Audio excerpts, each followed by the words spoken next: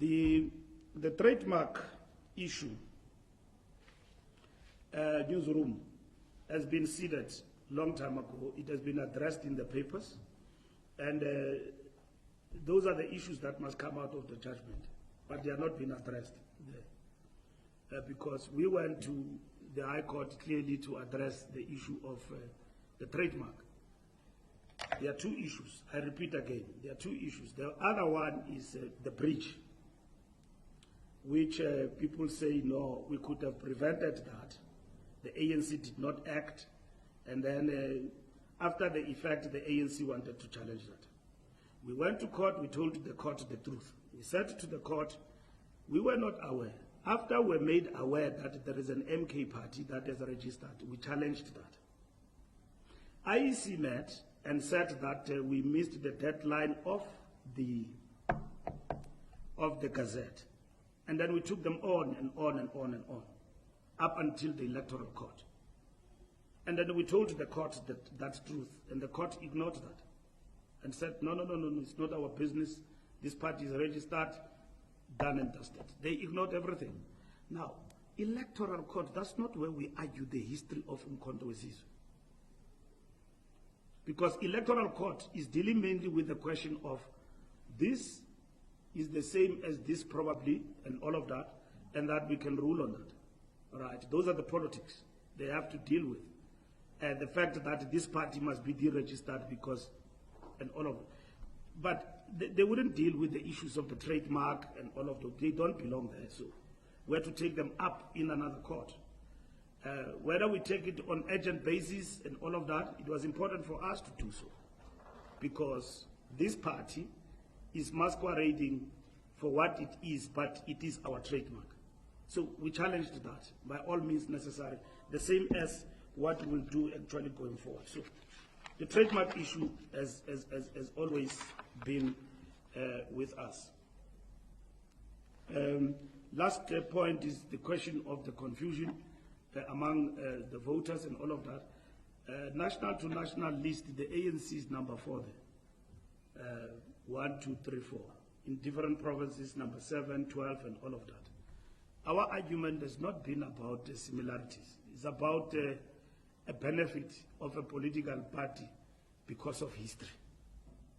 I don't know how in common law you interpret that, which was argued in court in terms of the trademark issue. Okay? I'm not a lawyer. You benefit out of the fact that our history is common, and this is what our people know.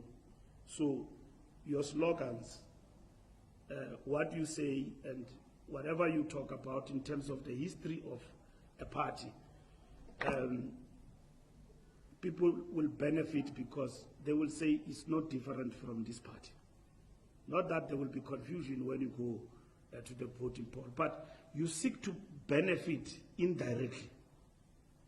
If you run a party and you don't want the ANC, you form a political party, and then you challenge the ANC.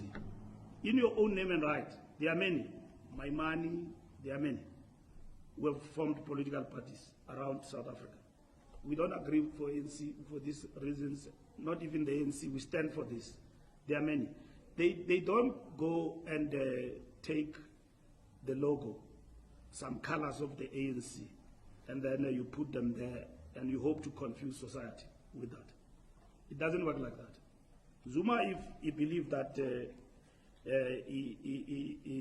he's got a point to make and that he wants to form a party, he would have gone for something totally independent and not provoking and doing what he's doing. First, you say, I've not left the ANC. I'm rescuing the ANC with this formation. That's where you start. And then from there, you come and then you say, no, actually this party belongs to me. I'm leading it now. It's MK. Oh, the ANC is challenging this party. No, they shouldn't challenge it because it doesn't belong to them. Jacob Zuma goes to town in Soweto about the history of Umkhonto weSizwe, albeit distorted. He distorted. He talk about our MK. And then he says, this is the party I'm going to vote for. I'll teach you about the history of Umkhonto weSizwe. And then some MK commanders, they challenge him. They say that Zuma never belonged to, in terms of hierarchy, to the high command of Umkhonto weSizwe. These are commanders who belong to Umkhonto weSizwe. Yes, he was there in the underground, carried out operations which landed him in Robben Island and all of that. One way or the other, somebody belonged to Umkhonto weSizwe, right? Not by carrying out weaponry in terms of fighting, either by spreading the ideas underground and all of that, being trained politically and all of that, and so on.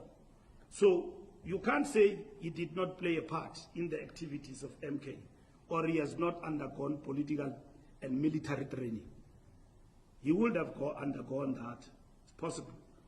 And then he goes to town and talk about the history of MK, which we challenge him that, but you have expropriated it now to yourself.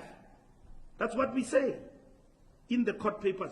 You have expropriated this thing that you are talking about on the 16th to yourself. It is now belonging to you. And then you use the law to basically maneuver around and technicalities, which he has succeeded thus far. Now, people say to us, no, you are afraid of MK, leave it. We go to Bloemfontein, we challenge them, we left them. But we then go, we say, but what happens to this trademark?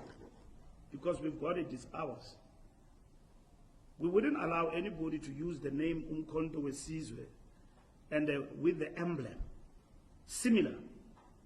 They are tweaking it every day, I can see. Even the judge has not spoken about it in the papers, but we have put it to them. So the issue is not about ANC emblem versus MK emblem. It's about what has been seceded to the ANC as a trademark that belongs to the ANC today, which is Umkhonto weSizwe that Zuma has got. Jacob Zuma didn't go and call his party Umkhonto weSizwe with a different emblem. He called it Umkhonto weSizwe with everything and only added party at the end.